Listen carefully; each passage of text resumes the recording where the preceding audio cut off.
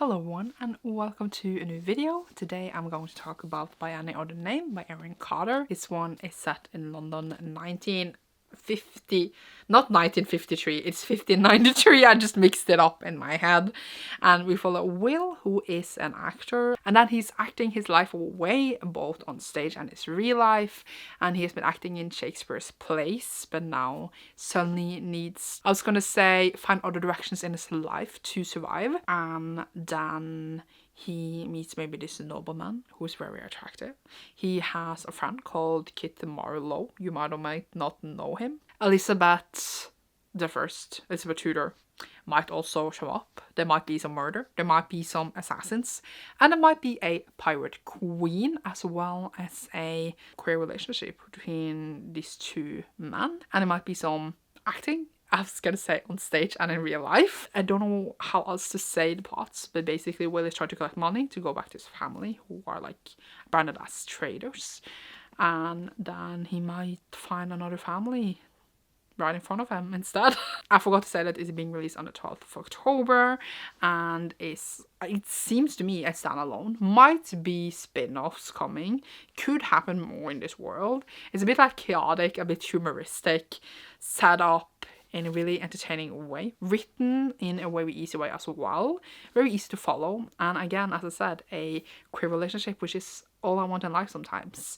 It's a good historical fiction setting where we see different sides of this world, both, I was gonna say, poor people and noble people and their relationships in between them, and as well as, I think, good characters that shown on the page that had the different things that made me care about them. I cared about the story overall. It was a bit chaotic, which I love, but it was also like meeting the queen, meeting the Empire Queen. It was fun, but it wasn't like mind-blowing. It doesn't need to be either, but it wasn't like, oh my god, this is the best plot and best book in the whole world. But I had a good time with it. It was entertaining, and I would recommend it. I basically just found these two characters really fun to follow. I generally also find this time very fun to follow, and it was a good time overall. I feel like it knew what it wanted to do and was an entertaining and good time. I ended up giving it 3 stars, and I'm like trying to reflect upon like why wasn't it a higher rating when it seems like I generally have very positive feelings towards it, which is true.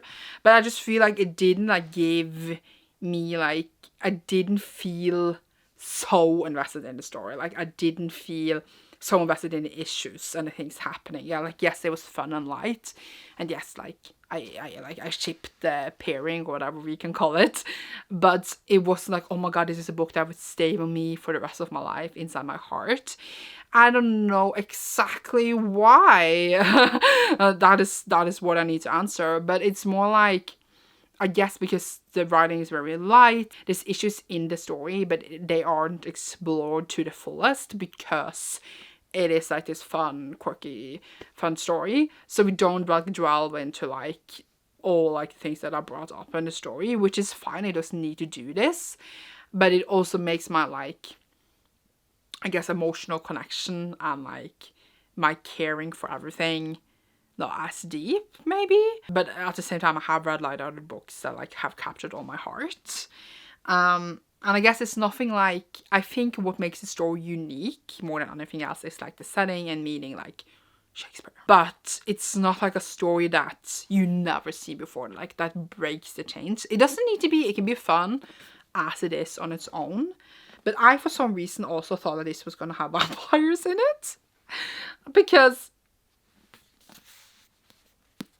looks like he's a vampire. I actually don't know who is who on the cover. Like, because I feel like, well, this needs to be Bloomsbury, right? Either way, and then it didn't. It was like a lighthearted historical fiction with a bit of murder. But like, I enjoyed that as well. What was the book that everyone loved a few years ago? The one I don't really like. I don't know the name. A Gentleman's Guide to Vice and Virtue. Could remind you slightly of those vibes. Just that I recommend this over that one. So a lot of people love that book.